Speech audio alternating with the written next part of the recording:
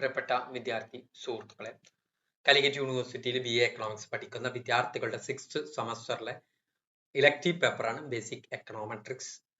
Basic എക്കണോമെട്രിക്സിലെ first module nature and scope of econometrics, അതിലെ short answer ക്വസ്റ്റ്യനും അതിന്റെ ആൻസറുമാണ് നമ്മൾ ഈ വീഡിയോയിൽ ഡിസ്കസ് ചെയ്യുന്നത്. എന്ന് പറഞ്ഞു കഴിഞ്ഞാൽ 2 മാർക്സിന്റെ ക്വസ്റ്റ്യൻ ആണ് നമ്മൾ ഇവിടെ ഡിസ്കസ് ചെയ്യുന്നത്.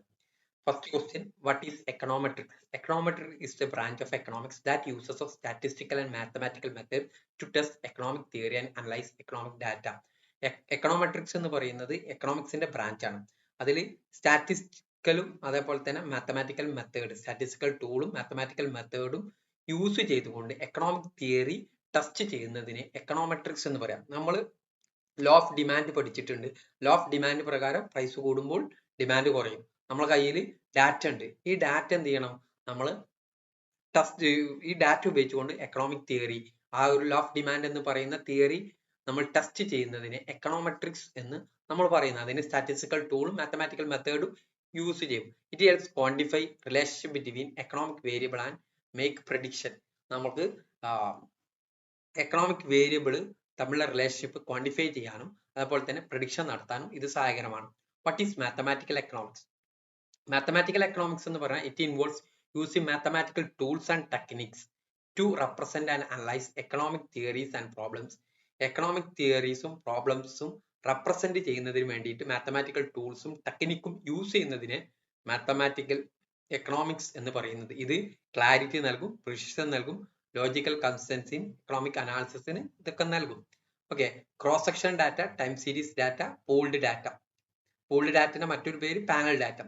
Cross sectional data എന്ന് പറയുമ്പോൾ data collected at a single point in time from multiple subjects such as individual, firm or countries. It is used to compare different units at the same time.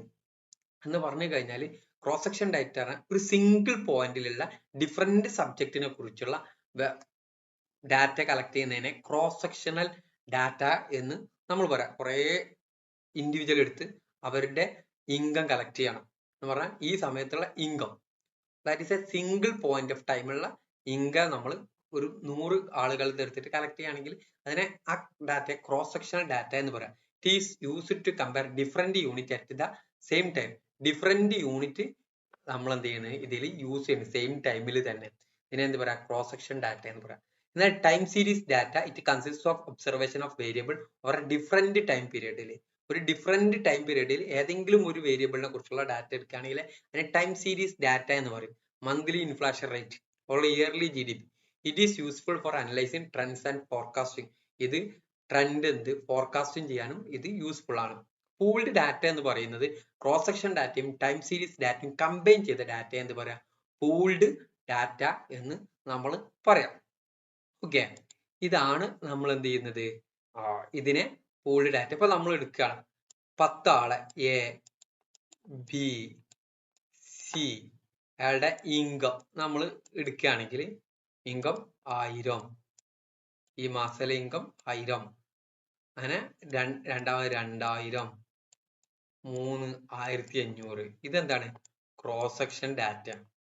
ഇനി time series data എന്ന് പറയുന്നത് ഈ എന്ന ആളെ first മന്തിലെ data, first മന്തിലെ income, ഇനി second മന്തില് 1250, മൂന്നാമത്തെ മാസത്തില് 3000. അങ്ങനെ നമ്മൾ ഒരു ഡിഫറെന്റ് ടൈം പീരീഡ് ആണെങ്കിൽ എന്ത് പറയും? ഒരേ ഒരാളുടെ ഒരു കാര്യത്തെ കുറിച്ചുള്ള ഡിഫറെന്റ് ടൈം പീരീഡ് ആണെങ്കിൽ അതിനെ ടൈം സീരീസ് എന്ന് പറയും.